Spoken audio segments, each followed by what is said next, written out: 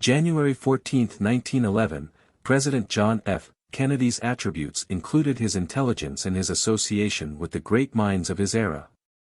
One of these was Professor of Law J. Skelly Wright, who was born in New Orleans, Louisiana, on this day.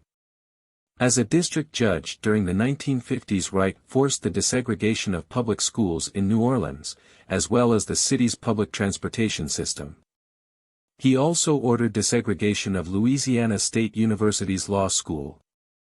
His passion for civil rights is said to have started when he saw blind black and white people segregated at a party. Born as James Skelly Wright, he graduated from Loyola University in New Orleans in 1931 and earned a law degree in 1934.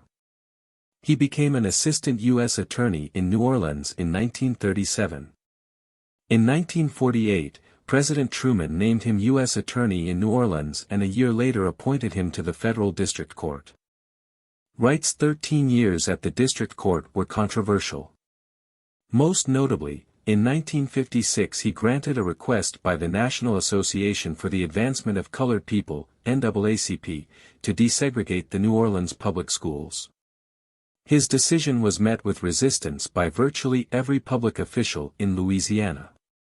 It made him many enemies amongst the predominantly white political and business culture of New Orleans, to the extent that his entire family was soon ostracized and isolated from much of the city's society life.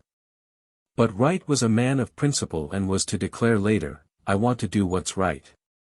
When I get a case, I look at it and the first thing I think of automatically is what's right, what should be done, and then you look at the law to see whether or not you can do it.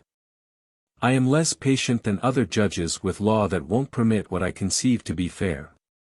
When, in 1962, President Kennedy announced he intended to appoint Wright to the Court of Appeal for the Fifth Circuit, based in New Orleans, many Southern senators, who described the judge as Judas Wright, rose in opposition.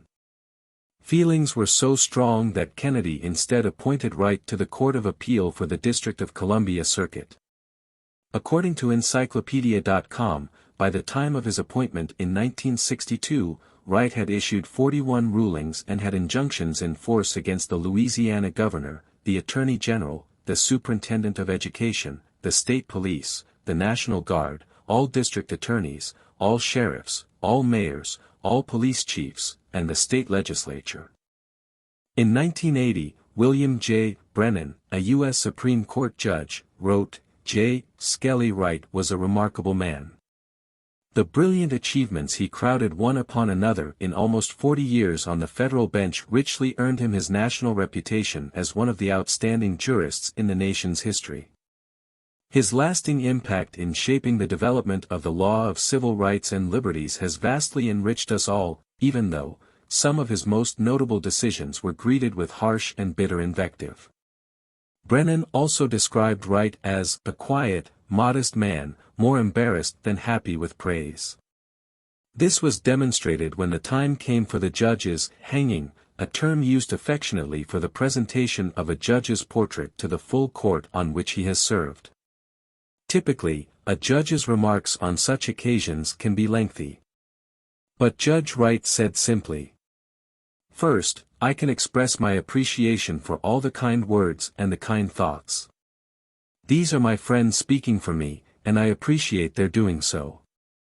But since they are so eloquent and since I am less so, even though I had a few remarks prepared to make, I decided to quit when I was ahead. Which is right now. Thank you very much."